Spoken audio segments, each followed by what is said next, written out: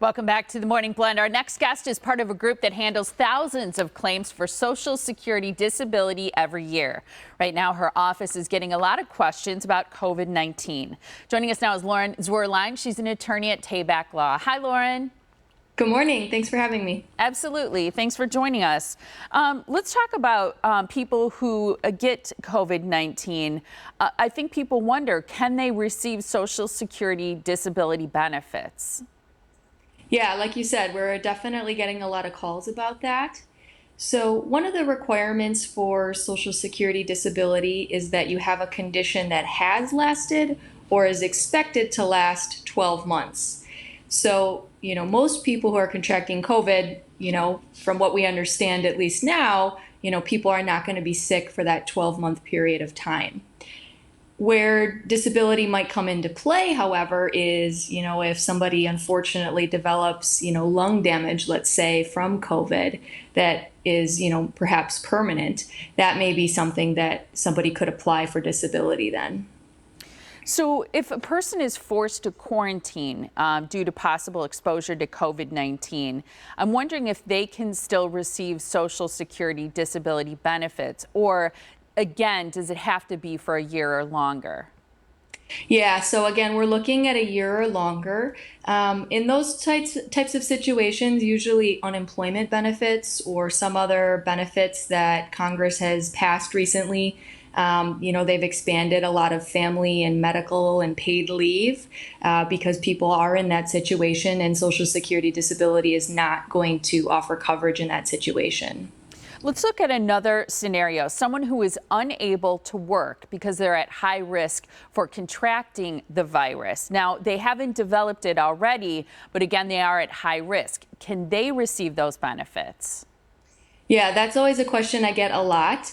Unfortunately, with Social Security, it's not a part of their definition of disability. So they need a condition that you actually have, not that you might get. Or that, perhaps you're a risk, or, there's some sort of hazard in your workplace, maybe you're in close quarters, something like that. They're not going to consider that at Social Security, unfortunately. We all know that a lot of doctors and clinics are not offering in-person visits because of the virus. So one of the questions I know you've received is, if someone is unable to obtain that medical treatment for his or her disabling impairments, will it negatively impact their chances of winning a Social Security disability case? Yeah, so, more medical treatment is always better when you're filing for Social Security disability, but sometimes things are out of your control, and the law does require Social Security to consider any reasons that a person may fail to seek treatment, and they're looking at, is it reasonable? I think most people would agree the pandemic is a good reason, not to be going to the doctor. As things open up, though, and as telemedicine is becoming more widely used, Social Security may say, hey, I understand you can't get all the treatment you need or always go in person, but there are other alternatives, and that may be something that Social Security would look at.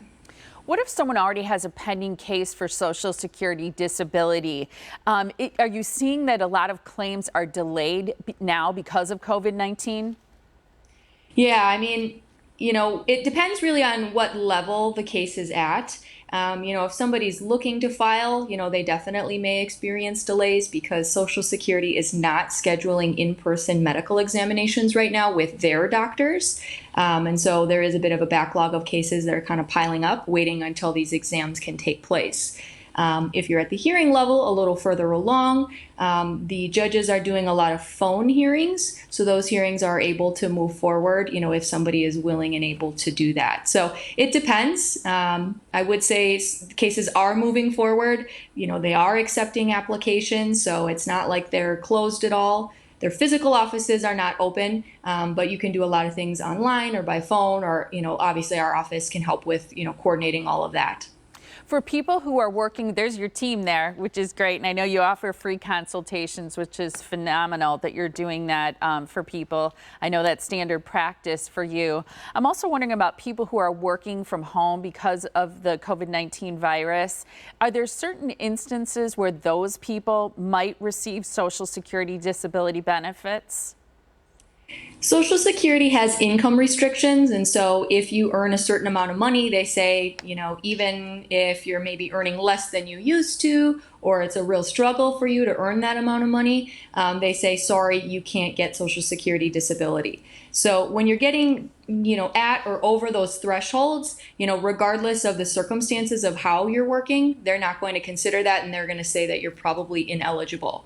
If you're below their thresholds, then you may have a case. It's kind of a situation by situation analysis that you have to do in that circumstance.